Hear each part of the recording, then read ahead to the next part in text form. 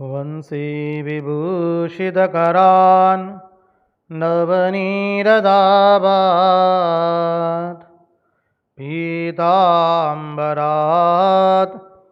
अरुणबिम्बफलादरोष्ठात् पूर्णेन्दुसुन्दरमुखात् अरविन्दनेत्रात् कृष्णात् परं किमपि तत्त्वम् अहं न जाने। कृष्णात् परं किमपि तत्त्वम् अहं न जाने। स्वस्ति श्रीगणेशाय नमः। श्रीसरस्वत्यै नमः। श्रीगुरुभ्यो नमः। वक्रतुण्डमहाकाय सूर्यकोटिसमप्रभ निर्विघ्नं कुरु मे देव सर्वकार्येषु सर्वदा। नारायणं नमस्कृत्य नरं चैव नरोत्तमं देवीं सरस्वतीं व्यास ततो जयमुदीरयेत्। नमस्ते शारदे देवी सरस्वते मदीप्रदे वसत्वं मम जिह्वाग्रे सर्वविद्याप्रदा भव। अखण्डमण्डलाकारं व्याप्तं येन चराचरं तत्पदं दर्शितं येन तस्मै श्रीगुरवे नमः। सच्चिदानन्दरूपाय विश्वोत्पत्त्यादिहेतवे तापत्रयविनाशाय श्रीकृष्णाय वयं नुमः। ॐ नमः परमहंसास्वादित चरणकमलचिन्मकरन्दाय भक्तजनमानसनिवासाय श्रीरामचन्द्राय विश्वसर्गविसर्गादि नवलक्षणलक्षितं श्रीकृष्णाख्यं वरं धाम जगद्धाम नमामि तत्। ॐ स्थापकाय च धर्मस्य सर्वधर्मस्वरूपिणे अवतारवरिष्ठाय रामकृष्णाय ते नमः। मुखं करोति वाचालं पंगुं लङ्घयते गिरिं यत्कृपात्महं वन्दे परमानन्दमाधवम्। कृष्ण कन्हैया लाल की जय, भक्तवत्सल भगवान की जय, वृंदावन बिहारी लाल की जय, भगवान श्री राम कृष्ण देव की जय, भागवत भक्त भगवान की जय, भागवत भगवान की जय। ओम नमो भगवते वासुदेवाय। नारायण नारायण नारायण नारायण। सर्वप्रथम हम पूज्यपाद स्वामी आदि भवानंद जी महाराज जी के चरणों में सश्रद्धेय प्रणाम निवेदित करते हैं। तत्पश्चात रामकृष्ण आश्रम राजकोट के अध्यक्ष पूज्यपाद स्वामी निखिलेश्वरानंद जी महाराज जी के चरणों में सश्रद्धेय प्रणाम निवेदित करते हैं। उपस्थित पूज्यपाद प्रभु सेवानंद जी महाराज एवं अन्यान्य सन्यासी महात्माओं को एवं विरक्तों के चरणों में भी सश्रद्धेय प्रणाम निवेदित करते हैं। और जो कोई भी सदृश्य श्राव्य माध्यम से इस भागवत रसामृत का रसपान कर रहा है, उन सब के हृदय में निवासित उस अनंत अखंड अविनाशी परब्रह्म परमात्मा को मुहुर्मुहुर वंदन करके आइए हम भागवत रसामृत में अवगाहन करें। यस्वानुभावमखिलश्रुतिसारमेकम् अध्यात्मदीपमतितितिर्षतां तमोन्दं संसारिणां करुणयाः पुराणगुह्यं तं व्याससूनुमुपयामि गुरुं मुनीनां तं व्याससूनुमुपयामि गुरुं मुनीनाम्।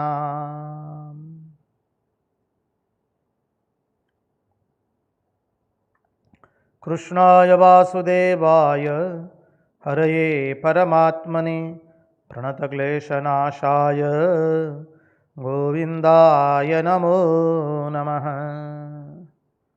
नारायण नारायण नारायण नारायण।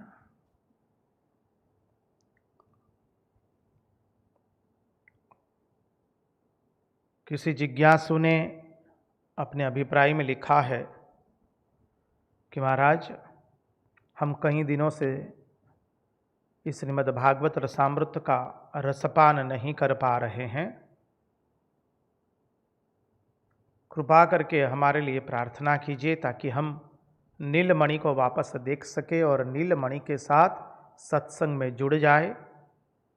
हमारे गृह में कहीं कुछ मेडिकल इमरजेंसी आ गई है।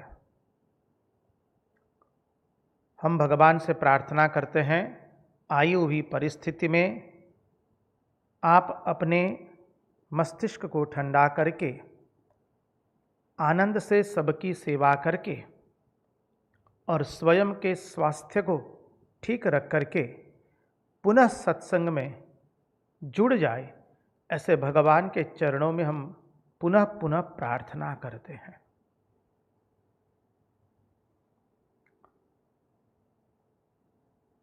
देखिए, जीवन में मुसीबतें तो आएगी ही, जीवन है इसलिए मुसीबतें आने वाली है, प्रतिकूल परिस्थितियां आएगी ही। उस प्रतिकूल परिस्थिति में हम कुछ क्षण के लिए विचलित अवश्य हो जाएंगे। घर में कोई बीमार हो गया, संबंधी प्रियजन, उनको कहीं अचानक हमारे सेवा की बहुत आवश्यकता उपलब्ध हो गई, जरूरत हो गई, तो हमें उनकी सेवा करनी पड़ेगी। हो सकता है उसके कारण कुछ दिन का व्यवधान हो जाए, पुनः लेकिन फिर वापस सत्संग में जुड़ जाना। जो भी परिस्थिति आए, सामाजिक, आर्थिक, शारीरिक, कोई भी परिस्थिति आए, हम कुछ क्षण के लिए विचलित अवश्य हो जाएंगे। लेकिन जो सत्संग करता है, जो भगवान की वाणी का श्रवण करता रहता है, वह तुरंत थोड़ी दिनों के अंदर में ही, थोड़ी मिनटों के बाद, थोड़े घंटों के बाद वह पुनः जहां उसने छोड़ा था वहां पर लौट आता है। विचलित तो हो जाएंगे, इसलिए श्री रामकृष्ण देव ने अपने जीवन से दोनों लीला दिखाई है, नर लीला एवं देव लीला। नर देव देव जय जय नर देव। उसी तरह से हमें भी जीवन में याद रखना है, परिस्थितियां तो आएगी। बहुत सारे सत्संगी हैं जो YouTube पर अभी सत्संग सुन रहे हैं, उनको भी कोरोना की महामारी लग गई, घर में अनेक प्रतिकूल परिस्थितियां आई, स्वयं कोरोना से वो भुगत रहे हैं। भगवान की कृपा हुई, एक तरह से अस्पताल तो जाना नहीं पड़ा,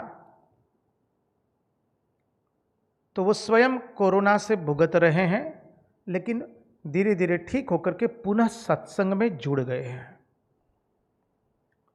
शरीर में बहुत अशक्ति है, कहते हैं महाराज हम चालू कर देते हैं, लेटे लेटे हम सुनते रहते हैं सत्संग। हम तो भगवान को समग्र मानव जाति के लिए यहाँ से प्रार्थना करते हैं, इस आई हुई महामारी से समग्र मानव जाति को भगवान आप बचा लीजिए। पुनः एक बार फिर ये समग्र मानव समाज आपके मंदिरों में, आपके तीर्थ क्षेत्रों में जाए, वहाँ आपका जय जयकार करके आपके गुणानुवाद का श्रवण करे, आपके लीला माधुरी का श्रवण करे, आपके नित्य उत्सव स्वरूप का दर्शन करे। उसके कारण समग्र मानव जात को इस महामारी से मुक्त कीजिए।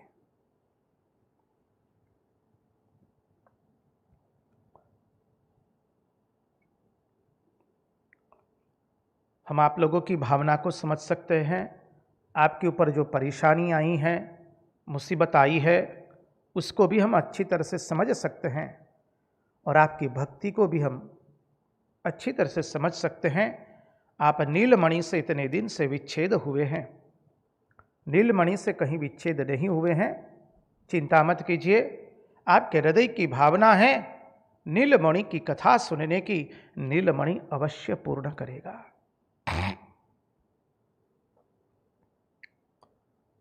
देखिए, हमारे भगवान, हमारा कन्हैया किसी का रखता नहीं है,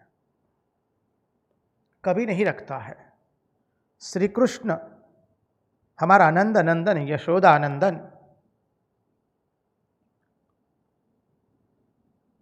किसी का कुछ नहीं रखता है। यदि हमारे हृदय में उनकी लीला माधुरी को सुनने की उत्कंठ इच्छा है, हमारा कन्हैया पूर्ण करवा के ही रहेगा। सत्य घटना है, एक डॉक्टर ने अपने कलम से लिखी है। आप सब लोग जानते हैं पूज्यपाद डोंगरे जी महाराज, जिनको हम लोग शुकावतार के रूप में ही जानते हैं, जिनके वांगमय शरीर के चरणारविंद में बैठ करके हम श्रीमद् भागवत के रसापान करने का प्रयत्न करते हैं, जो भगवान के साथ जीते थे, the one who used to live with God only. और एक तरह से कहे तो गॉड लिव्ड विथ हिम, जिनका जीवन भागवतमय था, कृष्णमय था। आचारनिष्ठ, तपोनिष्ठ,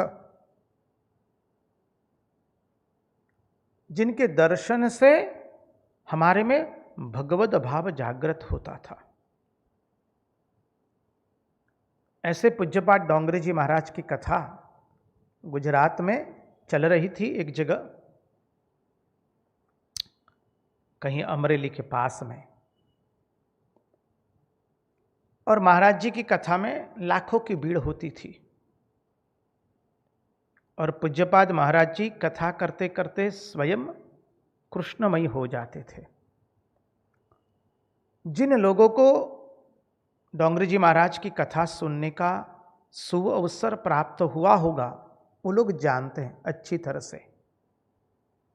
और अभी तो YouTube पर भी उनकी आ रही है कथाएं। वो कभी किसी को रिकॉर्डिंग करने नहीं देते थे। कोई एक आध कथा, एक या दो कथा का रिकॉर्डिंग हो गया है, चुपकी से उसको रखा जा रहा है। तो पूज्यपाद महाराज श्री जब भागवत कथा करते थे तो कृष्णमयी बन जाते थे। इस सब का अनुभव है।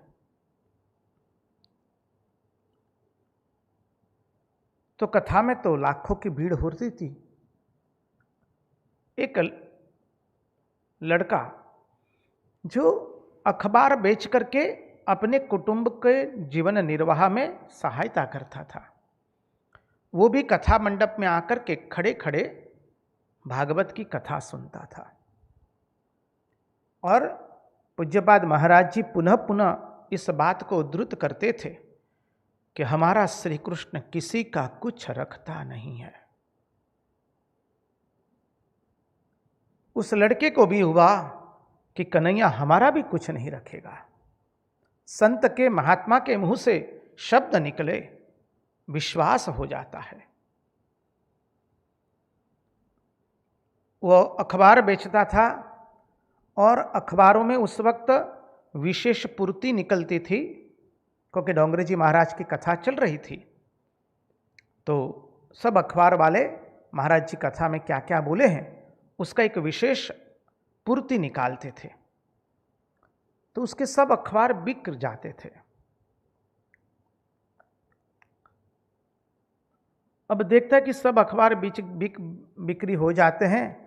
पिताजी को कहा, बाबूजी को कहा, बाबूजी क्यों ना हम थोड़ी ज़्यादा अखबार की प्रत खरीद ले, तो ज़्यादा बिक्री होगी तो थोड़ा सहायता भी हो जाएगा। पिताजी साहस नहीं कर पा रहे थे, गरीब परिवार था, और उतने में अखबार वालों ने डोंगरे जी महाराज जो बोले हैं उसका एक छोटी सी पुस्तिका बना करके रख दी 3 दिन के बाद ही कथा के, और वो भी बहुत अच्छी बिक्री हो गई। अब बेटा जो है बाबूजी को कह रहा है, बाबूजी थोड़ी मंगवा लीजिए ने, सब बिक्री हो जाएगी तो अच्छा मुनाफा हो जाएगा। बाबूजी मंगवा नहीं रहे थे।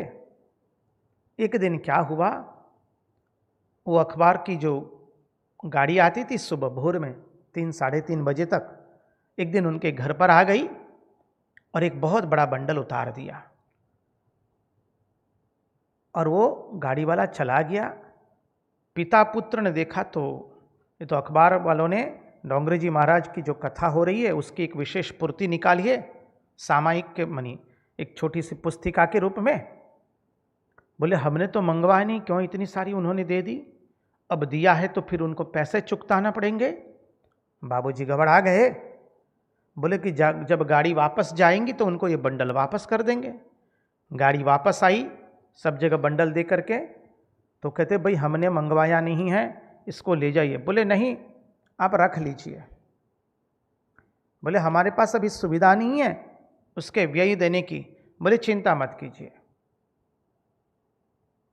बाबूजी से रहा नहीं गया, बहुत प्रामाणिक थे, ईमानदार थे, सत्यपरायण थे वो व्यक्ति। उन्होंने तंत्री पर खत भी लिख दिया, हमने बिना मांगे ही आप लोगों ने हमको जो ये पूर्ति भेजी है, इतनी सारी पूर्ति की, कृपा करके वो वापस ले लीजिए, कल मैं वापस भिजवा दूंगा। खत दे दिया, वहाँ से वापस खत आया, उत्तर आया, आप पैसे की चिंता मत कीजिए, रख लीजिए और उसको प्रसारित कर दीजिए। बस बेटा ने क्या किया, सब प्रति जाकर के बेचना शुरू किया। कथा में फट फट करके सब नकलें बिक्री हो गई, उससे बहुत मुनाफा हुआ, उनकी स्थिति में भी सुधार हो गया।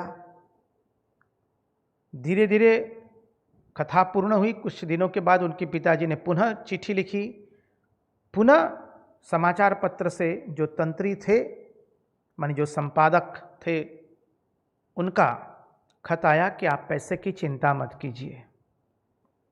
ऐसा हो गया कि ये लड़का बड़ा होकर के बड़ा डॉक्टर बन गया। अब लड़के ने कहा कि बाबूजी आपको अब अखबार बिक्री करने का कार्य नहीं करने दूंगा। बाबूजी को मना कर दिया। बाबूजी गए, फुलछाप गुजराती में अखबार निकलता है, उन्हीं के पास गए और बताया अखबार वाले के जो संपादक थे उनको, भाई हमने बहुत पहले डोंगरे जी महाराज जी की कथा हुई तब पूर्तियाँ आपने भेजी थी, हमने बहुत सारे खत लिखे, लेकिन आपने कहा अभी नहीं, रख लीजिए, बाद में देखा जाएगा। मेरी बेटी भी पढ़ चुकी है, अच्छी नौकरी लग गई है, बेटा अभी तो डॉक्टर बन गया है, अब इसकी आवश्यकता, हम ये कार्य नहीं कर पाएंगे, हमारा शरीर भी साथ नहीं देता है, लेकिन वो पैसे चुकती करने आए हैं, चुकाने आए हैं।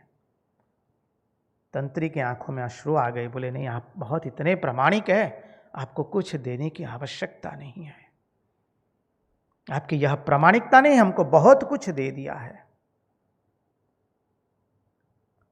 वो डॉक्टर ने स्वयं लिखा है, और वो डॉक्टर कहते हैं, मैं कथा के मंडप में सुनता था महाराज जी के श्रीमुख से, हमारा कन्हैया किसी का कभी कुछ रखता नहीं है। हमको पूर्ण विश्वास है, हमारे जीवन में उसका हमने अनुभव किया है। आप कोई चिंता मत कीजिए, हमारा श्री कृष्ण किसी का कुछ रखता नहीं है, कितनी भी अनुकूल या प्रतिकूल परिस्थितियां आए, हमारे हृदय में भगवत कथा सुनने का, नंद नंदन यशोदा नंदन हमारे सांवले सलोने सरकार की कथा सुनने का, हमारे नीलमणि की कथा सुनने की इच्छा है। हमारा नीलमणि अवश्य पूर्ण करेगा। कुछ व्यवधान हो गया है, चिंता मत कीजिए। हमारा कन्हैया ऐसा है, सूद के साथ लौट आएगा। वो जो जब देता है तो गिनती करके करके नहीं देता है, वो जब देता है तो छप्पड़ फाड़ के देता है। ये हम हमारे स्वानुभव पर से बता रहे हैं। इसलिए श्रीमद् भागवत हमारे भगवान का वांगमय स्वरूप है। जब से भगवान भागवत की शरण में हम लोग आए हैं और हमारे हृदय में जो इच्छा है भगवान के वांगमय स्वरूप की नित्य कथा सुनने का, भगवान वो अवश्य पूर्ण करेंगे। केवल इच्छा बनाए रखिए। आपके पर जो विपरीत परिस्थिति आई है, उस विपरीत परिस्थिति में, प्रतिकूल परिस्थिति में श्री कृष्ण का स्मरण कीजिए। आप देखेंगे भगवान इच्छा पूर्ण करेंगे। क्योंकि हम सबके हृदय में भगवान इच्छा के रूप में निवास करते हैं। हमें यदि जल पीने की इच्छा हुई है तो जल हमारे पास नहीं आएगा, क्योंकि जल जड़ है, हम चेतन हैं। हमें जल के पास जाना पड़ेगा। लेकिन जब हमारे हृदय में भगवान की कथा सुनने की इच्छा जगी है और उसमें व्यवधान आ गया है कुछ ऐसी परिस्थिति के कारण, और हम उसके लिए तड़प रहे हैं, चिंता मत कीजिए। हमारे हृदय में भगवान इच्छा के रूप में रहते हैं और हमें कहीं जाने की जरूरत नहीं पड़ेगी। भगवान स्वयं उनकी कथा के रूप में हमारे पास उपस्थित हो जाते हैं।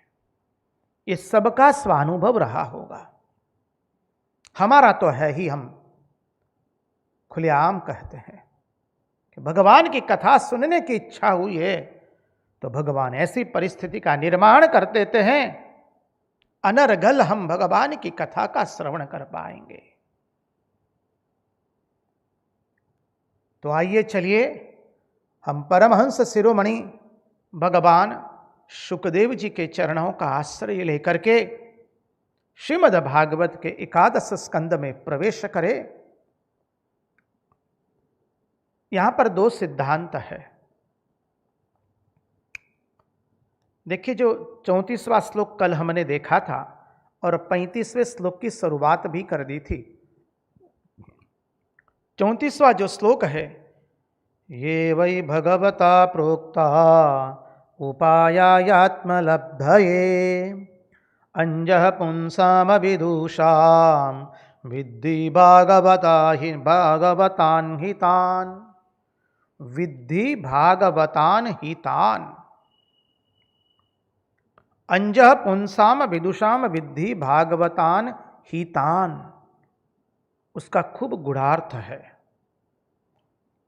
उसको थोड़ा देखने का प्रयास करेंगे। उसके पहले एक चिंतन करें,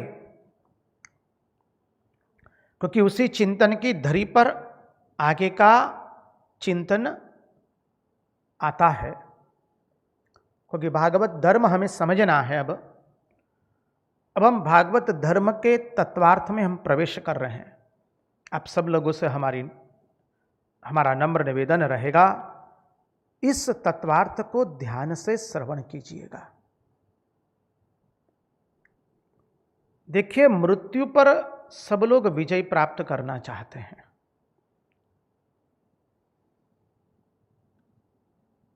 सब लोग मृत्यु से घबराते हैं। हम लोग मृत्यु पर विजय प्राप्त करना चाहते हैं। तो मृत्यु पर विजय प्राप्त करने के लिए 4 बातें आवश्यक होती है। मृत्यु पर विजय प्राप्त करना अर्थात अमर होने की बात नहीं है, मृत्यु का भय न लगना। समझिए, मृत्यु पर विजय प्राप्त करना मानी महाराज क्या हम अजर अमर बन जाएंगे क्या? ये शरीर हमारा अजर अमर बनेगा? अरे तुम तो अजर अमर हो ही, हम सब लोग का स्वरूप है सच्चिदानंद, सत स्वरूप, चित्त स्वरूप, आनंद स्वरूप। हम अविनाशी है, ज्ञान स्वरूप है एवं आनंद स्वरूप है। हमने जो अपने इस देह के साथ 3.5 हाथ के शरीर के साथ मैं और मेरा का भाव कर दिया है, परिणाम स्वरूप जब यह शरीर खत्म हो जाता है तो हमें लगता है कि हमारी मृत्यु होगी। अब तो मृत्यु पर विजय प्राप्त करना के लिए अर्थात अपने स्वरूप को जानने के लिए 4 बातों की आवश्यकता होती है। क्या है? तो पहले है, हम चाहते हैं कि हमारे जीवन में दुख ना आवे। हम लोग कोई दुख नहीं चाहते हैं, हम सब लोग केवल सुख ही चाहते हैं, कोई दुख नहीं चाहता है। वो तो केवल कुंता मां ने मांगा था, विपदः सन्तु न शश्व तत्र तत्र जगद्गुरु भवतो दर्शनम यत्स्यात् पुनर्भवत अदर्शनम।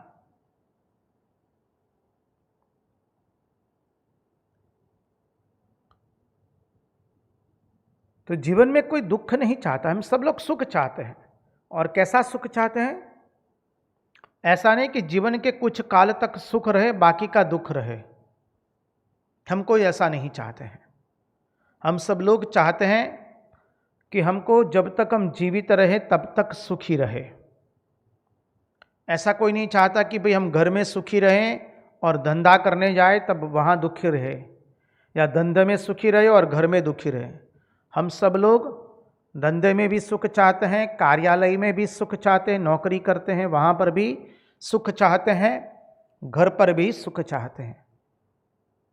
तो सब समय हम सुख चाहते हैं।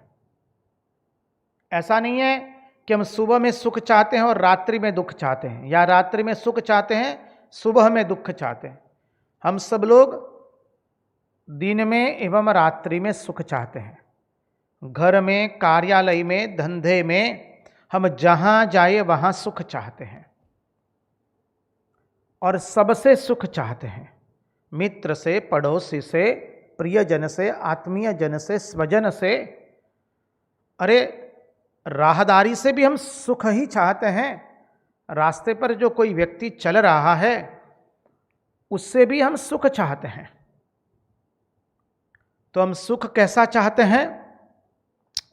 जो सब समय हो, सबसे प्राप्त हो और सब अवस्थाओं में मिले। सबसे सुख मिले, सब जगह प्राप्त हो और सभी अवस्थाओं में प्राप्त हो। तो ऐसा सुख कौन दे सकता है? वही दे सकता है कि जो सब जगह उपस्थित है, सर्व अवस्थाओं में वो उपस्थित है और अत्र तत्र सर्वत्र उपलब्ध है। सर्व अवस्था में है, सब में है और सर्वत्र है। तो वो कौन है? एकमात्र भगवान, जो अत्र तत्र सर्वत्र है, सर्व अवस्थाओं में है, जागृत स्वप्न सुषुप्ति और सब में है। यहां वहां इधर उधर, मनुष्य, पशु, पक्षी, कीट, स्थावर, जंगम सब में है, सभी अवस्थाओं में भी है। तो पहला जो बिंदु है, हम सब लोग चाहते हैं कि हमें जीवन में दुख न हो। मृत्यु पर विजय प्राप्त करने के लिए हम जीवन में कभी दुखी ना हो, वो सब लोग चाहते हैं। दूसरा है, हम चाहते हैं कि हम अंधेरे में न रहे, बेवकूफ न रहे। हम अंधेरे में रहना पसंद नहीं करते, हमको उजाला चाहिए। असतो मा सद्गमय, तमसो मा ज्योतिर्गमय, मृत्युर्मा अमृतम गमय। समझिए, हम सब लोग चाहते हैं कि हम बेवकूफ न रहे, हम जागृत रहे, ज्ञान में रहे। और तीसरा है, हम चाहते हैं कि हमारी मृत्यु न हो। सब लोग मृत्यु से डरते हैं, दुख से डरते हैं, अज्ञान से डरते हैं। हम चाहते हैं कि हमारी मृत्यु न हो। और चतुर्थ है, हम चाहते हैं कि भेद बुद्धि के राग द्वेष के हम वश में न हो। तभी हम मृत्यु पर विजय प्राप्त कर पाएंगे। ये चार चीजों से ही मृत्यु पर विजय प्राप्त करना, अर्थात अपने स्वरूप को प्राप्त करना। तो क्या क्या हुआ? बोले हम चाहते हैं कि हम कभी दुखी ना हो।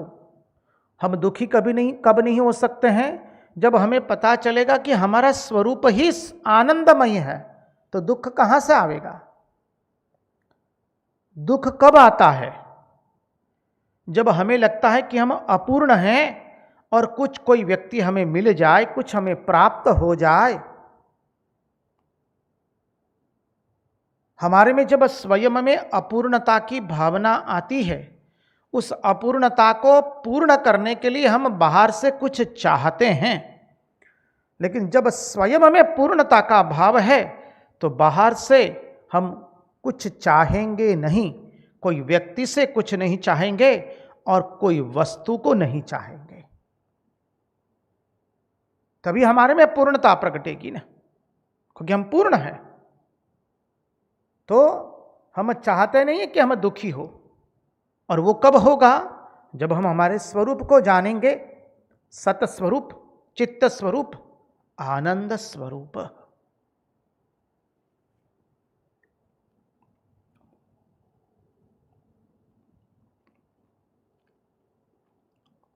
द्वितीय बिंदु है, हम चाहते हैं हम अंधेरे में न रहे, हम बेवकूफ न रहे। हम लोग कोई अंधेरे में रहना नहीं चाहते हैं। अज्ञान रूपी अंधकार किसी को पसंद नहीं है, सबको ज्ञान रूपी प्रकाश ही पसंद है। क्योंकि हमारा स्वरूप ही ज्ञान स्वरूप है। किसी को बोल दीजिए पागल हो गया, क्या तुम्हारा सटिया गया है ना क्या, तो तुरंत क्रोधित हो जाएगा। किसको बोल रहे हैं? पागल है मानी? कोई सहन नहीं कर पाएगा ये। क्यों? क्योंकि हमारा स्वरूप ज्ञान स्वरूप है। और हम चाहते हैं कि हमारी मृत्यु न हो। हम क्यों चाहते हैं कि हमारी मृत्यु न हो? क्योंकि हमारा स्वरूप सत स्वरूप है, हम अविनाशी है। सतचित और आनंद सत स्वरूप पूर्व में थे, वर्तमान में हैं और भविष्य में रहेंगे। नैनम छिंदति शस्त्राणि नैनम दहति पावकः न चैनम क्लेदयन्त्यापो न शोषयति मारुतः। नित्यतु शुद्धतु बुद्धतु प्राणिया। इसलिए हम चाहते हैं कि हमें दुख न हो, हमारी मृत्यु न हो, हम अज्ञान में न रहे। और चतुर्थ है, हम भेद में न रहे, द्वंद्व में न रहे। भेद बुद्धि, राग द्वेष, ज्ञान अज्ञान, जन्म मृत्यु, पाप पुण्य, पवित्रता अपवित्रता, ये सब भेद बुद्धि है। बोले इस भेद बुद्धि में न रहे।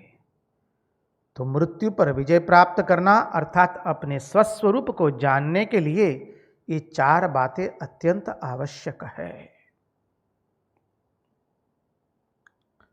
अब देखिए, जब भागवत धर्म में हमने प्रवेश किया है, हम लोग प्रयत्न करेंगे उसको भिन्न भिन्न दृष्टि से देखने का, क्योंकि हमारे जीवन का एक बहुत महत्वपूर्ण प्रसंग है ये। याद रख लीजिए, यहां से लेकर के मानी 33वें अध्याय से लेकर के 45-47वां मानी एक तरह से ये अध्याय की पूर्णाहुति तक अत्यंत महत्वपूर्ण बिंदु आ रहे हैं। अद्भुत तत्वार्थ आने वाला है। 55 अध्याय है, 55 या 51 जो है, अद्भुत तत्वार्थ आने वाला है। आप सब लोग उसका ध्यानपूर्वक हम सब लोग श्रवण करें, हम लोग तो हमारे जीवन की गति बदल जाएगी, जीवन की दिशा बदल जाएगी। भागवत भगवान हम पर इतनी अद्भुत कृपा कर रहे हैं।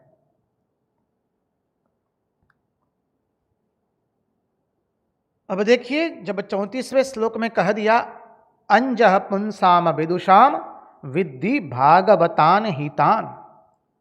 भागवत धर्म कैसा है? जो सबके कल्याण के लिए आया है।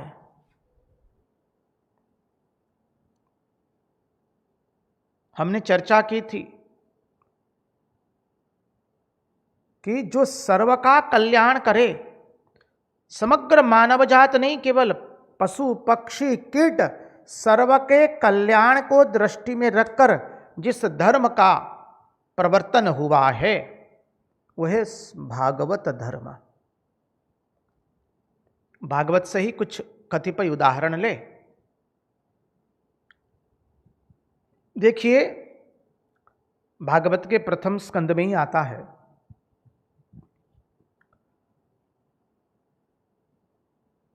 अश्वत्थामा ने पांडवों के 5 पुत्रों को मार दिया है।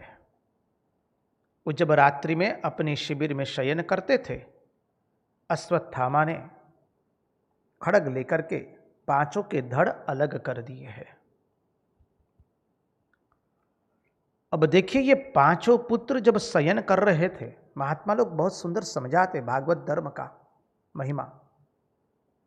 ये 5 पुत्र जब शयन कर रहे थे,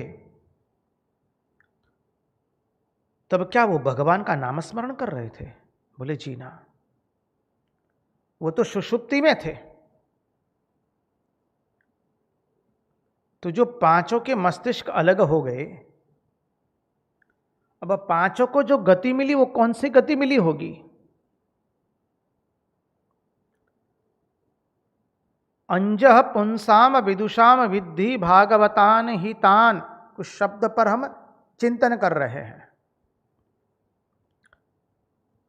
सबकी भलाई के लिए जो अनुग्रह करते हैं, ये वही भगवता प्रोक्ता उपाया यात्म लब्धये।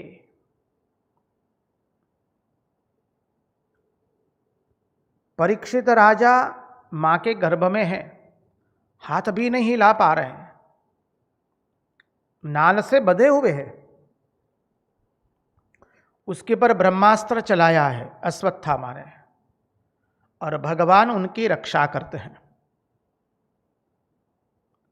द्रौपदी के 5 पुत्र की अकाल मृत्यु हो गई, उनको भगवान सद्गति देते हैं। सबकी भलाई के लिए जो अनुग्रह करते हैं। और थोड़े विस्तृत अर्थ में जाए, थोड़ा स्पष्टीकरण के लिए करें। जैसे कि रामायण में एक प्रसंग आता है, आप सब लोग उस प्रसंग से विदित तो होंगे। जब हनुमान जी महाराज मां जानकी के पास जाते हैं, भगवान ने, प्रभु श्री राम ने रावण को परास्त कर दिया, रावण पराजित हो गया। भगवान श्री राम की जय जयकार हुई,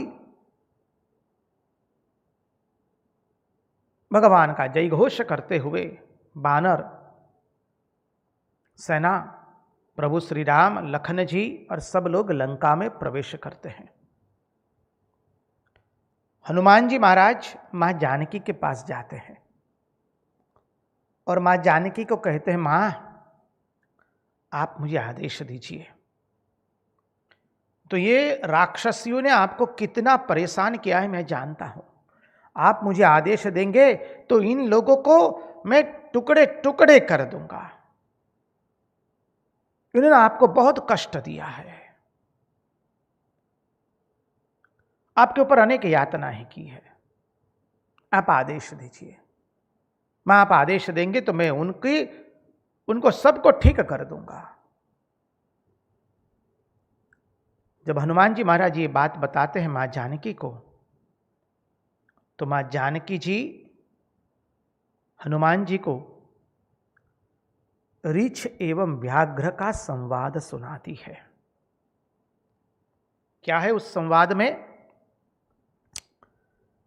एक बार व्याघ्र ने एक मनुष्य को खदेड़ा, मनुष्य भाग रहा है, व्याघ्र पीछे पड़ा है।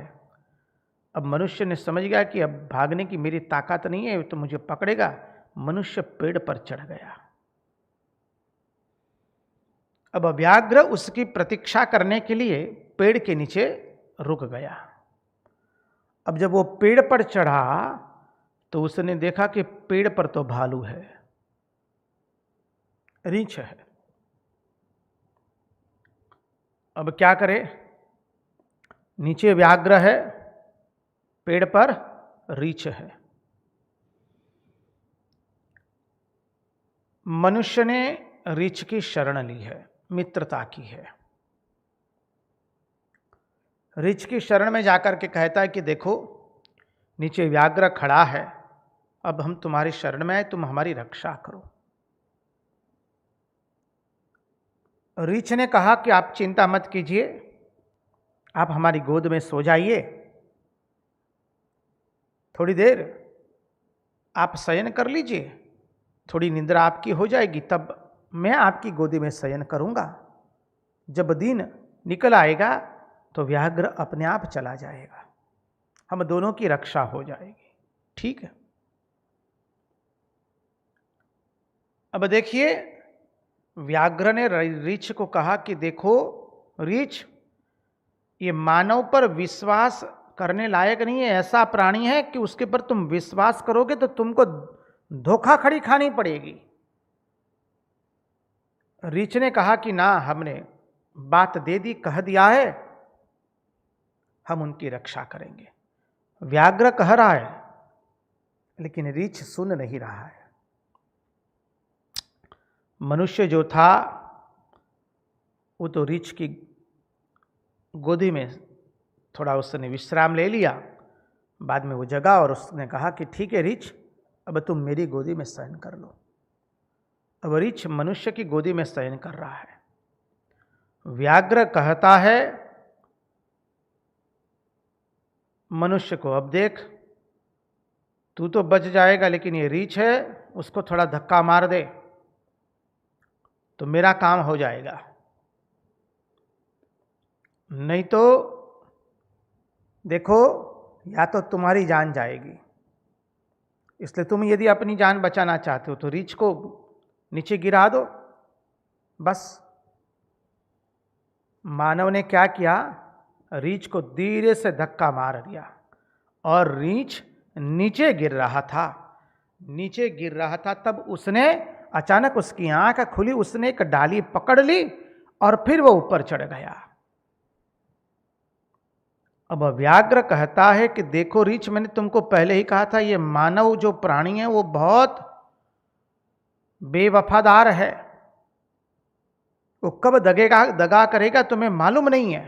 देखो उसने तुम्हारे साथ दगा किया, अब तुमको धकेल दिया था मेरे मुंह में, तो तुम जग गए, इसलिए तुम दूसरी डाली पकड़ करके अपने आप को बचा पाए हो। अब समझ लो, मैंने तुमको पहले ही कहा था कि मानव पर विश्वास करने लायक नहीं है। अब रीछ कहता है जी ना, आप कितना भी कहिए, अब मैं मानव को धकेलूंगा नहीं आपके पास। बोले क्यों? बोले जगत में कोई ऐसा है जिसके अंदर में कोई दोष न हो? ऐसा कोई मनुष्य नहीं है जिसमें कोई दोष न हो। हम सब लोगों में दोष एवं गुण भरे हैं, दोष हम सब में लगा हुआ है। तो दोष लगने से क्या मुझे उसके साथ दगा कर देना है क्या? जानकी मां कह रही है, मां जानकी जी कह रही है, देखो हनुमंत, दोष तो सब में लगा हुआ है, तो दोष को देख करके क्या उसका कल्याण करेंगे, उसकी निंदा करेंगे? बोले कतई नहीं। ये राक्षसियों का क्या दोष है? वो तो रावण के शासन में थी, इसलिए रावण जो आदेश देगा वही उनको करना पड़ेगा। इनमें राक्षसियों का कोई कसूर नहीं है। समझिए, मां जानकी जी कहती है उनमें राक्षसियों का कोई कसूर नहीं है। उन्होंने थोड़ी ना अपनी इच्छा से किया है।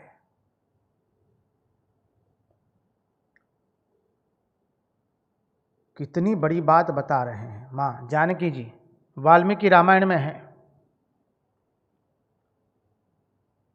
समझिए, एक महत्वपूर्ण बिंदु है कि इनका क्या कसूर है। वो तो रावण के ताबे में थी, इसलिए रावण जो आदेश देगा वो उनको करना पड़ेगा। वो तो बेबस होकर के, विवश होकर के ये व्यवहार कर रही थी। इनका कोई कसूर नहीं है। अरे उनको ले चलो, हम बाजे गाजे के साथ उनको अयोध्या ले जाएंगे और वहां थोड़े दिन उनके साथ हम आनंद प्रमोद से बिताएंगे। यह है भागवत धर्म। समझिए, जो सर्व के कल्याण के लिए आया है। भागवत धर्म की हम जब चर्चा करेंगे विस्तृत रूप से, तब ये बिंदु अवश्य देखेंगे कि वो कैसे मनुष्य, पशु, पक्षी, कीट एवं सर्व के लिए है। सर्व का कल्याण करने के लिए, सबकी भलाई के लिए जो अनुग्रह होता है, अनुग्रह करते हैं, वह है भागवत धर्म।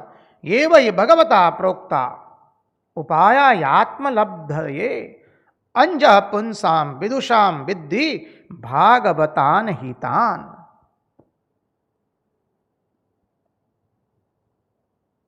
तो कल हमने देखा था 35वां श्लोक का चिंतन करते हुए,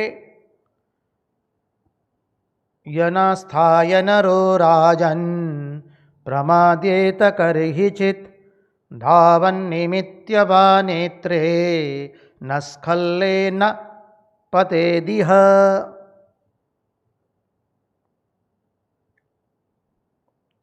यानास्थाय नरो राजन् प्रमाद्येत करहिचित् धावन्निमित्य वा नेत्रे न स्खल्लेन पतेदिह।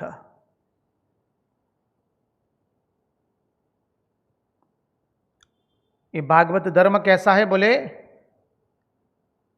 यहां ऐसा धर्म है कि आप आंख बंद करके चले जाइए और सीधे दौड़िए। कल हमने उदाहरण से देखा था, आपको राजकोट में रामकृष्ण आश्रम आपका गंतव्य स्थान है और त्रिकोण बाग पहुंच गए। वहां पर किसी व्यक्ति से आपने पूछा, भाई रामकृष्ण आश्रम जाना है, तो व्यक्ति कहेगा, जी आंख बंद करके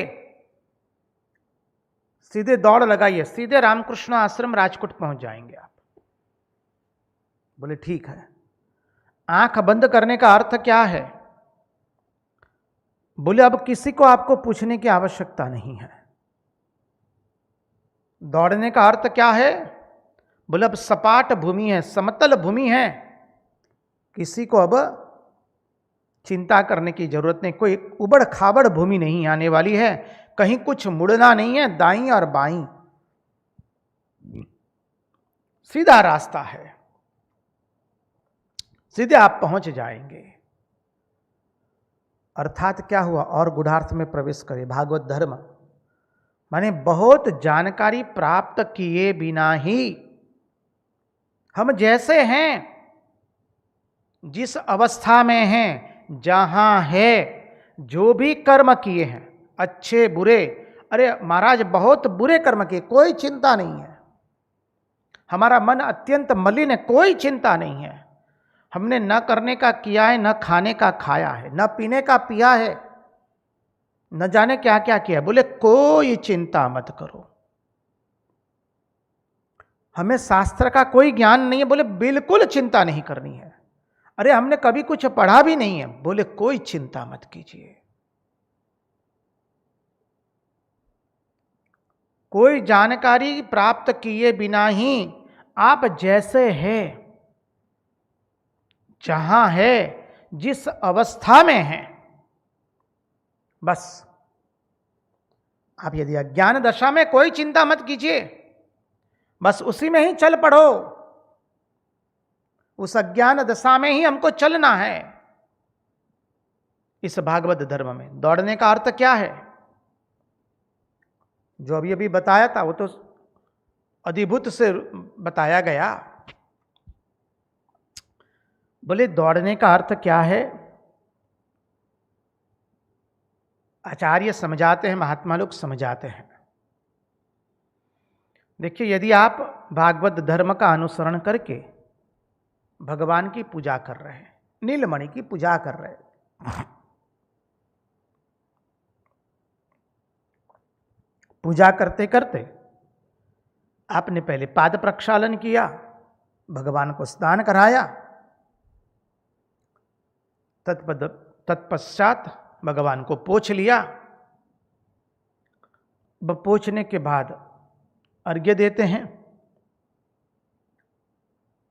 समझिए। तत्पश्चात तिलक लगाते हैं, तत्पश्चात माल्यार्पण करते हैं। अर्घ्य बाद में भी देते हैं कहीं जगह, पहले भी देते हैं। अर्घ्य का अर्थ क्या है? हस्त प्रक्षालन, समझिए।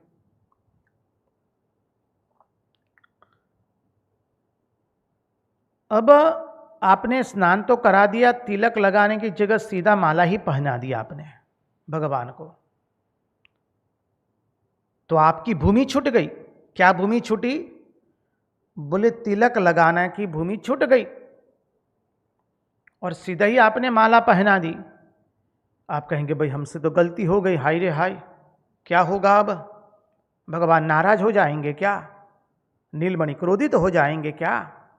बोले बिल्कुल चिंता मत कीजिए। पूजा करने में कोई क्रम का पालन नहीं हुआ, इसके बाद ये करना, उसके बाद वो करना, यदि वो क्रम का आपसे पालन नहीं हुआ तो भी कुछ होने वाला नहीं है। पहले माला पहना दी, बाद में तिलक कर दिया, कोई चिंता मत कीजिए। ये कोई आप थोड़ी ना कर्मकांड कर रहे हैं। कर्मकांड करते हैं तो उसमें क्रम का बहुत महत्व रहता है कि इसके बाद ये आएगा, इसके बाद ये आएगा, इसके बाद यह आएगा। आप कर्मकांड नहीं कर रहे हैं। उतना ही नहीं, आपको उनसे कुछ प्राप्त करना है, इसलिए उनकी पूजा नहीं कर रहे हैं। कोई स्वार्थ के कारण आप उनकी पूजा नहीं कर रहे हैं। आप उनसे कोई धंधा नहीं कर रहे हैं कि हम तुम्हारी इतनी पूजा करेंगे तो तुम हमको इतना दे देना। बोले फिर किस लिए कर रहे हैं? बोले प्रेम से कर रहे हैं, प्रेम के कारण। हम नीलमणि को, नंद नंदन यशोदानंदन को चाहते जो है। अरे जिसको चाहते हैं उसके साथ कोई स्वार्थ थोड़ी ना रखता है। स्वार्थ तो वही रखता है जहां प्रेम नहीं है। तो हम तो नीलमणि को चाहते हैं, नंद नंदन यशोदानंदन को। हम उससे कुछ चाहने वाले नहीं हैं। इसलिए गोप गोपीजन ब्रज 84 कोश में गोप गोपीजन कभी श्री कृष्ण की मन्नत नहीं मानते हैं, क्योंकि श्री कृष्ण को तो सब कुछ देना है, उससे कुछ लेना नहीं है।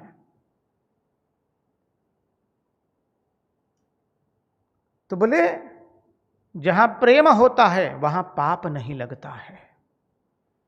आपने तिलक लगाने की जगह पहले माला पहना दी। अरे भोग भी लगा दिया भगवान को। 11 बजे रसोई घर में तैयार हुई, गरम गरम भोग लगा दिए, सब्जी पूड़ी, दाल सब्जी का, मिठाई रख करके आपने भगवान को भोग लगा दिया।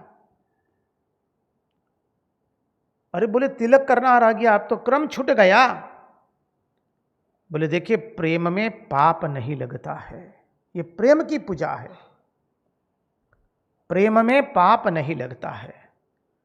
तो भगवान से जो प्रेम का रास्ता है, इसमें यदि बीच में थोड़ी भूमि छूट भी जाए तो पाप लगता नहीं है, कोई चिंता नहीं है। तिलक किए बिना माला पहना दी, अरे भोग भी निवेदित कर दिया, कोई चिंता मत कीजिए, प्रेम में पाप नहीं लगता है। हाँ, ये हर रोज नहीं होना चाहिए, कभी कभी हो जाए वो मान्य है। प्रेम में पाप नहीं लगता है। भक्ति भाव से भगवान की पूजा कर रहे हैं आप, प्रेम से पूजा कर रहे हैं। श्री कृष्ण को हम प्रेम करते हैं इसलिए उनकी पूजा कर रहे हैं। उसमें यदि कोई चीज छूट भी जाती है तो पाप लगता नहीं है। क्योंकि उनको उनसे बदले में तो हमको कुछ चाहिए नहीं ना। जिसको बदले में कुछ लेने की आशा होती है और उसके कारण जो पूजा करता है, उससे यदि कुछ चीज छूट जाए तब तो गलती मानी जाती है उसकी, समझिए। लेकिन जो प्रेम से सेवा करता है, लव फॉर लव सेक, जो प्रेम से सेवा करता है, उससे कोई गलती हो जाती है तो गलती मानी जाती नहीं है। हाँ, हमें यदि कुछ प्राप्त करना है बदले में भगवान से, इसलिए भगवान की पूजा कर रहे हैं, और उसमें कुछ छूट गया, क्रम का व्यतिक्रम हो गया, कुछ भूल हो गई, तब हमें घबराहट हो जाएगी, हमने कुछ गलत कर दिया। हम तो कोई कर्मकांड नहीं कर रहे हैं, प्रेम से भगवान की पूजा कर रहे हैं, उसमें क्रम छूट गया, कोई चिंता नहीं है। इस भक्ति मार्ग में जब मनुष्य चलता है तो बोले स्खलन होने माने, स्खलन होने यानी अर्थात उस मार्ग से थोड़ा भटक जाने की भी आशंका रहती है, मार्ग में व्यवधान आ जाने की भी आशंका रहती है, मार्ग में वो रुक भी जा सकता है, मार्ग में रुकावट आ जाती है, वो गिर भी जाता है। मार्ग में रुकावट भी आ जाए और उसके गिरने पर भी जो आगे ही बढ़ता जाता है कभी बंद नहीं होता है। भूल हो भी जाए फिर भी जो आगे बढ़ता रहे वह है भागवत धर्म।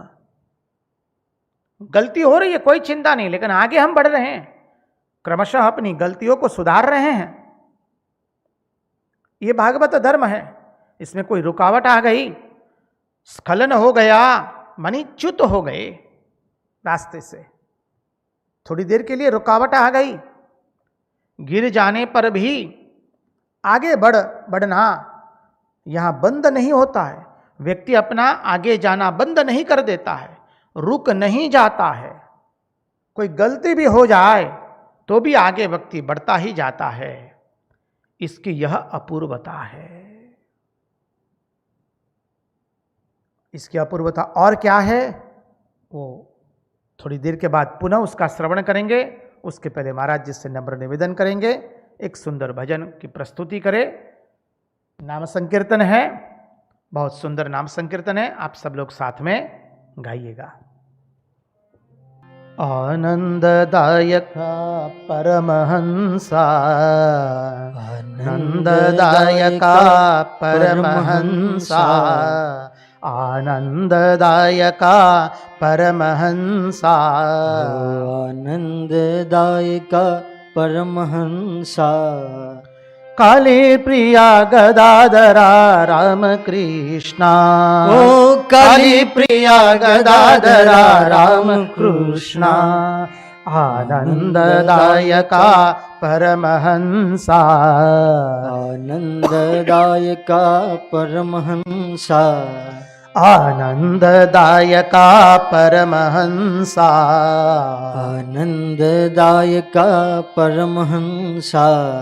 काली प्रिया गदाधरा राम कृष्णा, काली प्रिया गदाधरा राम कृष्णा।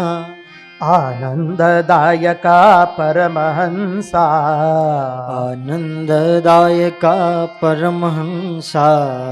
काली प्रिया गदाधरा राम कृष्णा, ओ काली प्रिया गदाधरा राम कृष्णा। काली प्रिया गदाधरा राम कृष्णा, ओ काली प्रिया गदाधरा राम कृष्णा। धर्म स्वरूपा धर्म रक्षका, धर्म स्वरूपा धर्म रक्षका, धर्म स्वरूपा धर्म रक्षका, धर्म स्वरूपा धर्म रक्षका।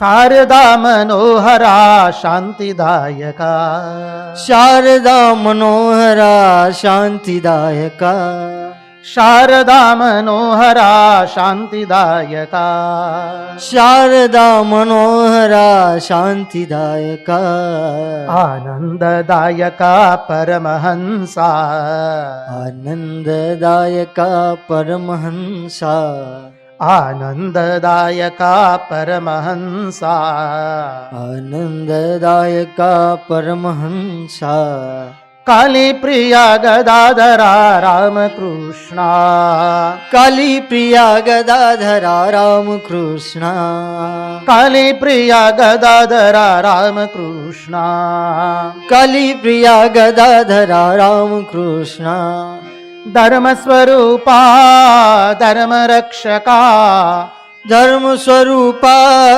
धर्म रक्षका धर्मस्वरूपा धर्मरक्षका धर्म स्वरूपा धर्म रक्षका शारदा मनोहरा शांतिदायका शारदा मनोहरा शांतिदायका शारदा मनोहरा शांतिदायका शारदा मनोहरा शांतिदायका आनंददायका परमहंसा आनंददायका परमहंसा आनंददायका परमहंसा आनंददायका परमहंसा आनंददायका परमहंसा आनंददायका परमहंसा काली प्रिया गदाधरा रामकृष्णा काली प्रिया गदाधरा रामकृष्णा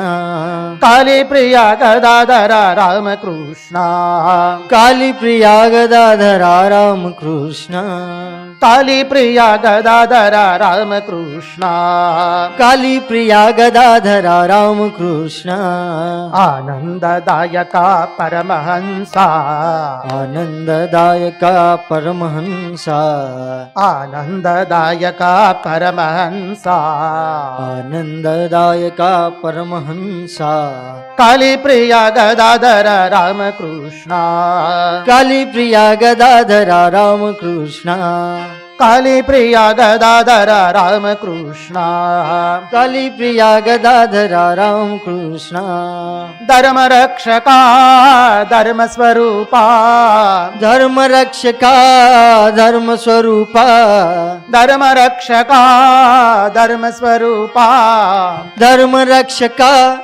धर्म स्वरूपा शारदा मनोहरा शांतिदायका शारदा मनोहरा शांतिदायका शारदा मनोहरा शांतिदायका शारदा मनोहरा शांतिदायका आनंददायका परमहंसा आनंददायका परमहंसा आनंददायका परमहंसा आनंददायका परमहंसा काली प्रिया गदाधरा रामकृष्णा ओ काली प्रिया गदाधरा रामकृष्णा काली प्रिया गदाधरा रामकृष्णा काली प्रिया गदाधरा रामकृष्णा काली प्रिया गदाधरा रामकृष्णा काली प्रिया गदाधरा रामकृष्णा आनंददायका परमहंसा आनंददायका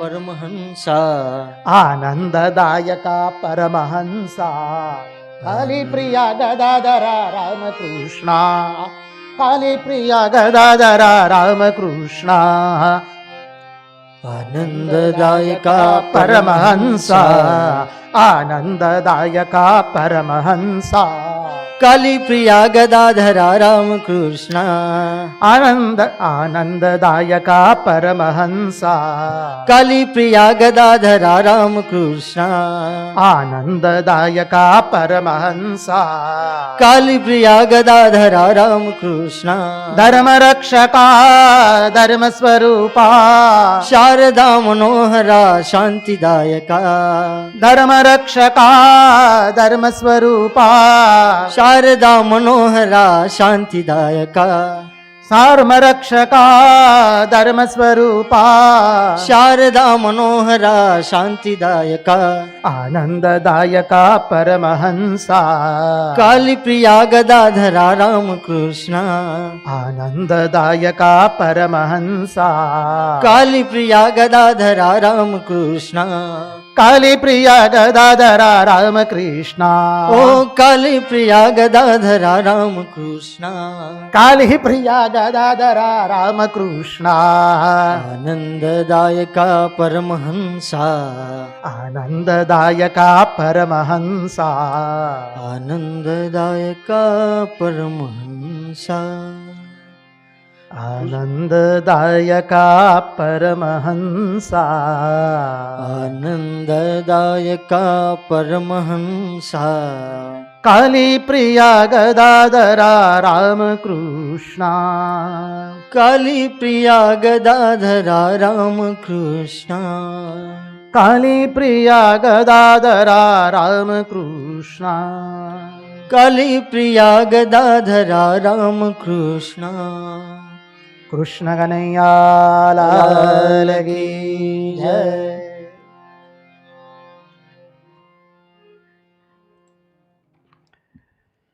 तो आइए चलिए हम चले भागवत के तत्वार्थ में। आनंददायका परमहंसा काली प्रिया गदाधरा रामकृष्ण।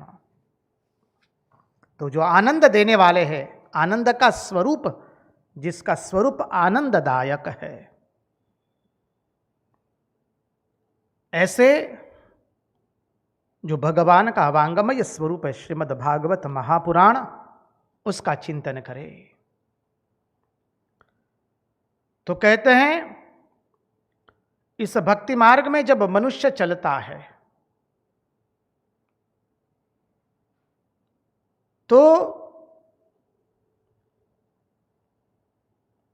उसमें यदि रुकावट भी आ गई, प्रतिकूल परिस्थिति आ गई, यदि वो गिर भी जाता है तो कोई चिंता नहीं करना है, वो आगे बढ़ना उसका बंद होता नहीं है। ये भागवत धर्म की विशेषता है। भूल भी हो जाए फिर भी वो आगे बढ़ते चलेगा। यह इसकी अपूर्वता है कि हम किसी भी प्रकार का रास्ता बिल्कुल छोड़ सकते नहीं है। ये भागवत धर्म की अपूर्वता है। इस धर्म पर चलेंगे तो हम रास्ता किसी भी प्रकार से छोड़ नहीं पाएंगे। हमारे लिए रास्ता कभी बंद नहीं होगा। ये भागवत धर्म की अपूर्वता है। दूसरे धर्म में क्या है, यदि आप योग मार्ग पर चल रहे हैं, साधना करते करते आपको सिद्धियां प्राप्त हो गई। अब सिद्धियां प्राप्त हुई तो भाई आप आकाश में उड़ने लगे, आप अधर उड़ने लगे, सिद्धियां प्राप्त हो गई, तो आप सिद्धि में फंस गए तो गया, पूरा खत्म। आप यदि कर्मकांड के मार्ग का अनुसरण कर रहे हैं तो मंत्रोच्चारण में तनिक भी भूल हो गई तो खत्म, उसकी प्रतिक्रिया होगी। फिर कर्मकांड में क्रम यदि नहीं रखा, क्रम में भूल हो गई तो उसकी प्रतिक्रिया होगी, सब व्यर्थ गया। फिर मंत्र की भूल हो गई, आचार विचार की भूल हो गई तो गड़बड़ हो गया कर्मकांड में। यज्ञ कर रहे हैं, उसमें उच्चारण की भूल हो गई तो भूल हो जाएगी, गड़बड़ हो जाएगी पूरी। तपस्या कर रहे हैं और उसमें यदि अहंकार आ गया तो सब जीरो, शून्य। आप यदि ज्ञान मार्ग से चिंतन कर रहे हैं तत्वमसि महावाक्य का, ज्ञान में भगवद भाव में अपराध हो जाता है कहीं बात, ज्ञान मार्ग में भगवद अपराध हो जाता है तो वहां पर भी तकलीफ है। इस तरह जितने साधन हैं उनमें तरह तरह के विघ्न आते हैं, तरह तरह की मुसीबतें आती है, तरह तरह का व्यवधान आता है और व्यक्ति रास्ते से छूट जाता है। लेकिन ये भागवत धर्म की अपूर्वता यह है कि यहां कोई गलती हो भी जाए, गिर भी जाए, व्यवधान भी आ गया, रुकावट पड़ जाने पर भी, गिर जाने पर भी आगे बढ़ना बंद नहीं होता है। ये मार्ग की अपूर्वता है। इसमें किसी भी प्रकार से रास्ता बिल्कुल कभी छूटने वाला नहीं है। ये भागवत धर्म की विशेषता है। बोले आप कहेंगे महाराज ये तो समझ में आया भागवत धर्म की विशेषता कि भाई इस मार्ग में कभी रास्ता हम छोड़ नहीं पाएंगे, रुकावट आ जाएंगी तो भी कोई बात नहीं है, बंद व्यवधान आ गया तो भी कोई बात नहीं है, गिर गए तो भी बात नहीं है, हमारा आगे बढ़ना बंद नहीं होगा। वो भी हमें समझ में आया स्वामी जी। लेकिन बताइए तो सही जी, इसमें साधन क्या है? इसमें साधन तो कुछ होगा ना, बिना साधन तो कैसे होगा? बोले साधन अवश्य है। बोले तब बता दीजिए, प्रकाशित कर दीजिए। तो भागवत भगवान कहते सुनो शुकदेव जी महाराज परीक्षित राजा को कहते सुनो परीक्षित, भागवत धर्म का साधन क्या है? अद्भुत साधन बताया। आप सब लोग जिस श्लोक का हर रोज पठन करते हैं उसका वही श्लोक है, 2-3 अक्षरों में फर्क है केवल। कायेन वाचा मनसेन्द्रियैर्वा बुद्ध्यात्मना वानुसृतस्य भावात् करोति यदि यत् सकलं परस्मै नारायणायेति समर्पयेत् तत्। हर रोज आप श्लोक गाते हैं, कायेन वाचा मनसेन्द्रियैर्वा बुद्ध्यात्मना वा प्रकृते स्वभावात् करोमि यदि यद् सकलं परस्मै नारायणायेति समर्पयामि। न गाते हो तो बोलना शुरू कर दीजिए। प्रार्थना के बाद, जप के बाद, ध्यान के बाद, पूजा के बाद इस श्लोक की आवृत्ति करते हैं और ये श्लोक की आवृत्ति सदैव करते रहनी है। कायेन वाचा मनसेन्द्रिये वा बुद्ध्यात्मना वा प्रकृते स्वभावात् करोमि यदि यत् सकलं परस्मै नारायणायेति समर्पयामि। अब साधन बता रहे हैं। भागवत धर्म में भाव का नियम है, समझिए। भागवत धर्म का यहां से हम विस्तृत रूप से देखने का प्रयास करेंगे जितना हो सकेगा। ये भागवत धर्म पहले समझ लीजिए कोई कर्ता प्रधान धर्म नहीं है। ये भागवत धर्म क्रिया प्रधान धर्म नहीं है। भागवत धर्म ना कर्ता प्रधान है ना क्रिया प्रधान है। भागवत धर्म उद्देश्य प्रधान धर्म है।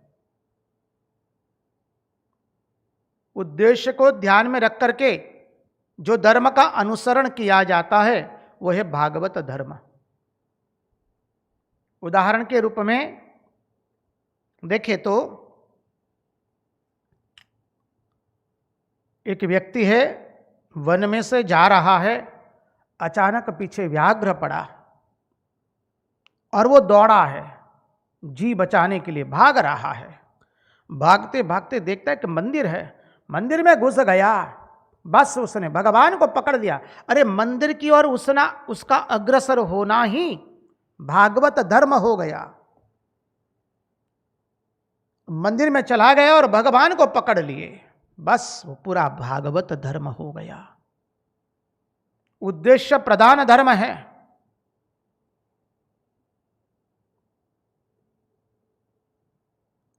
उतना ही नहीं, भागवत धर्म और एक कदम आगे चला गया। बोले आप कैसे भी हो भगवान के पास आ जाइए। भले भय से आए, भले दुश्मनावट से आए, भले ईर्ष्या से आए, भले द्वेष से आए, कैसे भी भाव लेकर आए हैं आप, पहले आ जाइए। हमारे नंद नंदन यशोदानंदन के पास आ जाइए, परमात्मा के पास आ जाइए। जो भी है, राम कृष्ण, दुर्गा, काली, शिव, जो भी है। तो भागवत धर्म क्या है? आप कैसे भी भगवान के पास आ जाइए। वो व्यक्ति वन में से जा रहा था, व्याघ्र ने उसको खदेड़ा, वो दौड़े दौड़े मंदिर में प्रवेश कर दिया उसने। तो मंदिर में प्रवेश करना उसका भागवत धर्म हो गया। कैसे भी वो भगवान के पास आ गया है, वो मुख्य है। यहां भगवान के पास आना ही मुख्य है। आप कैसे आए, किस भाव से आए, वो कतई देखा जाता नहीं है। द्वितीय, ये कर्ता प्रधान नहीं है, कर्म प्रधान भी नहीं है। ये चर्चा हम कर चुके हैं पिछले सत्संग में। भागवत धर्म कर्ता प्रधान नहीं है। कोई आचारनिष्ठ ब्राह्मण, वेदपाठी ब्राह्मण वेद का पाठ कर रहा है, और कोई शौचालय साफ कर रहा है, या कोई खेत में काम कर रहा है, कोई कारखाने में काम कर रहा है, या कोई अपना धंधा कर रहा है, कोई जूता सिलाई का कार्य कर रहा है, या कोई झाड़ू पोछा लगा रहा है, या कोई रसोई बना रहा है, खाना बना रहा है।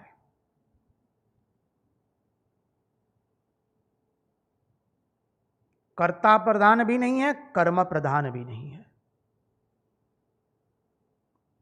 समझ लीजिए। स्वामी जी जो हमको कर्मयोग बताए हैं, वो कर्मयोग भागवत धर्म ही है, जहां कर्ता प्रधान धर्म नहीं है। कौन करने वाला है? ब्राह्मण है, क्षत्रिय है, वैश्य है, शूद्र है, कोई देखा नहीं जाता है, उसकी क्रिया नहीं देखी जाती है। भागवत का पाठ कर रहा है, वेद का पाठ कर रहा है, या चंडी पाठ कर रहा है, दुर्गा सप्तशती का पाठ कर रहा है, या विष्णु सहस्रनाम कर रहा है, या ललिता सहस्रनाम कर रहा है, या शिव महिम्न स्तोत्र कर रहा है, या तो अपने धंधे की बात कर रहा है, या शौचालय साफ कर रहा है, या गर्भ मंदिर साफ कर रहा है, कारखाने में काम कर रहा है, धंधा कर रहा है, या कार्यालय में काम कर रहा है, झाड़ू पोछा लगा रहा है, जूता सिलाई कर रहा है, कुछ भी क्रिया कतई महत्वपूर्ण नहीं है। जहां कर्ता प्रधान भी नहीं है, अर्थात कौन करने वाला है, पुरुष या नारी, या ब्राह्मण, क्षत्रिय, वैश्य, शूद्र, या मानव, पशु, पक्षी, कीट, कुछ देखा नहीं जाता है। क्रिया प्रधान नहीं है। क्या क्रिया कर रहे हैं, बिल्कुल प्रधान नहीं है वो। तो कौन प्रधान है? उद्देश्य प्रधान धर्म है। हम जो कुछ कर रहे हैं भगवान को प्रसन्न करने के लिए कर रहे हैं। उदाहरण याद कीजिए, वो हमने देखी थी घटना, मां शारदा देवी जब बेलूड़ मठ में आई थी दुर्गा पूजा के समय, तब एक स्वामी जी सुंदर सब्जी काट रहे। मां देख करके कहती है, अरे मेरे बच्चों तो अच्छे सब्जी काट रहे हैं। तब वो स्वामी जी कहते हैं, जो कुछ भी कर रहे हैं उस जगन्मयी मां को प्रसन्न करने के लिए कर रहे हैं।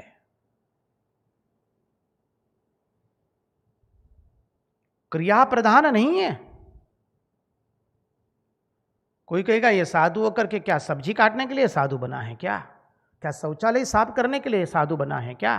या कार्यालय में बैठ करके पुस्तक विक्रय करने के लिए साधु बना है क्या? क्या कार्यालय का कार्य करने के लिए साधु बना है क्या? यहां क्रिया प्रधान धर्म नहीं है, उद्देश्य प्रधान धर्म है। कौन करने वाला है वो मुख्य नहीं है।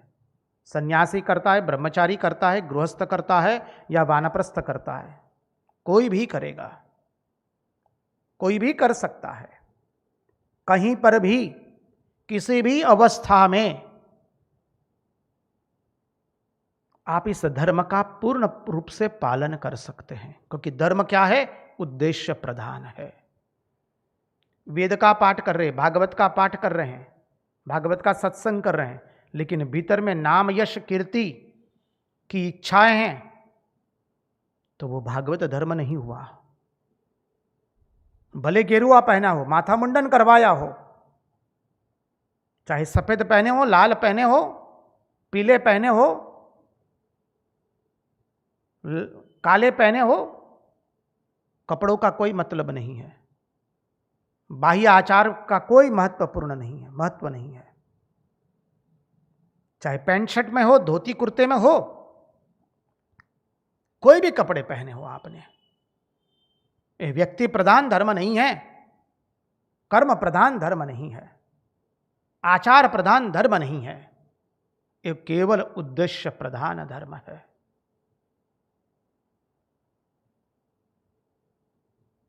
हमारा उद्देश्य है भगवान को प्रसन्न करने के लिए हम सब कुछ कर रहे हैं। देखिए, जितना जितना हमारे मन में ये बात बैठती जाएगी कि हम जो कुछ कर रहे हैं वो भगवान को प्रसन्न करने के लिए कर रहे हैं, तो कर्म करते करते हमसे कभी गलती भी नहीं होगी, हमारा उद्देश्य भी बदलेगा नहीं।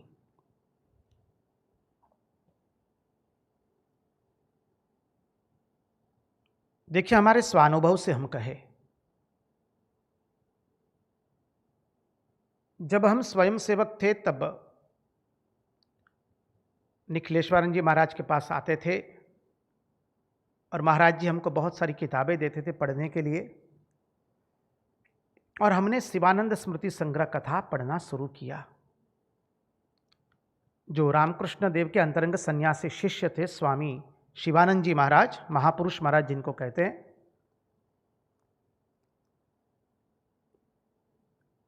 और वहां पर सब साधुओं के संस्मरण दिए गए हैं और बताया गया है कि महाराज ने हमारे जीवन को कैसे संवारा, कैसे नियोजित किया, और महाराज ने हम पर कैसे कृपा की।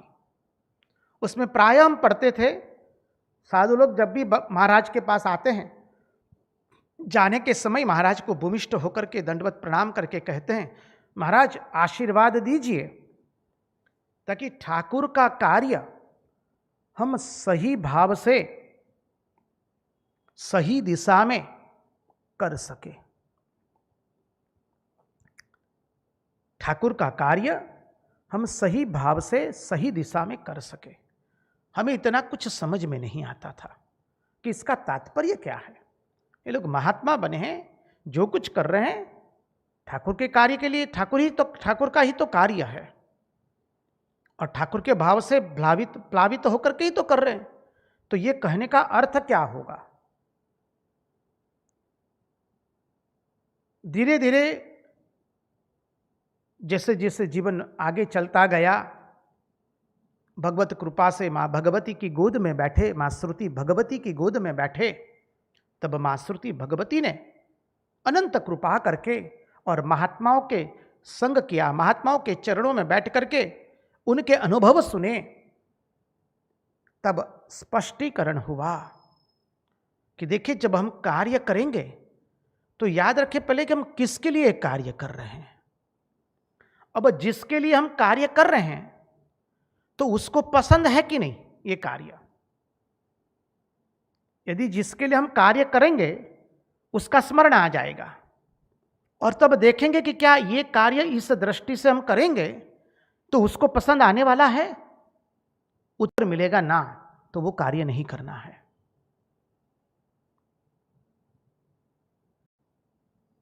क्योंकि हमारा उद्देश्य प्रधान कार्य है। किसके क्या उद्देश्य से कर रहे हैं? भगवान को प्रसन्न करने के लिए, भगवान की पूजा है।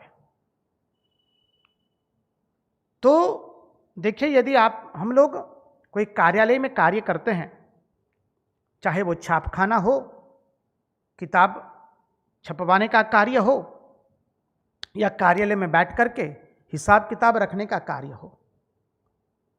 अब कभी कभी कुछ ऐसी घटनाएं घटित हो जाती है, हमें संदेह होता है कि क्या ये सचमुच हमारा भगवान को प्रसन्न करने का कार्य है क्या। तब हम स्वयं से पूछे कि ये कार्य करने से क्या जिसके लिए हम कार्य करते हैं वो प्रसन्न होंगे? और जब उत्तर मिले कि हाँ वो प्रसन्न होंगे, तो फिर वो भगवत कार्य, भागवत धर्म हो गया। और उत्तर मिले कि ना, जिसको प्रसन्न करने के लिए कार्य करते हैं वो इस कार्य से प्रसन्न होने वाले नहीं हैं, इस रीति से कार्य करने से वो प्रसन्न नहीं होंगे, तो फिर वो आगे कार्य हम नहीं करेंगे। वैसे ही भागवत धर्म समझ आता है कि भागवत धर्म कर्ता प्रधान धर्म नहीं है या प्रधान धर्म नहीं है, उद्देश्य प्रधान धर्म है। तो हमारा उद्देश्य है भगवान को प्रसन्न करने के लिए कर रहे हैं, तो कार्य के बीच बीच में स्वयं का अवलोकन करें कि क्या जो हम कर रहे हैं उससे हमारे जो इष्ट है वो प्रसन्न होंगे, उनकी रीति से कर रहे हैं। और उत्तर मिले हाँ वो इस कार्य करने से प्रसन्न होंगे, तो समझिए वो कार्य हमारा भागवत धर्म हो गया, क्योंकि भागवत धर्म उद्देश्य प्रधान धर्म है। और इस भागवत धर्म में भाव का नियम है। ये विषय बहुत विस्तृत है, उसकी चर्चा हम कल सत्संग में करेंगे। आज यहीं पर उन्हीं की वाणी उन्हीं के चरणों में समर्पित करते हुए भगवान से प्रार्थना करते, प्रभु हमारे मन की मति गति और रति आपके चरणों में बनी रहे। कृष्ण कन्हैया लाल की जय, भक्त वत्सल भगवान की जय, सब संतन की जय, सब भक्तन की जय। ओम नमः पार्वती पतये, हर हर महादेव हर।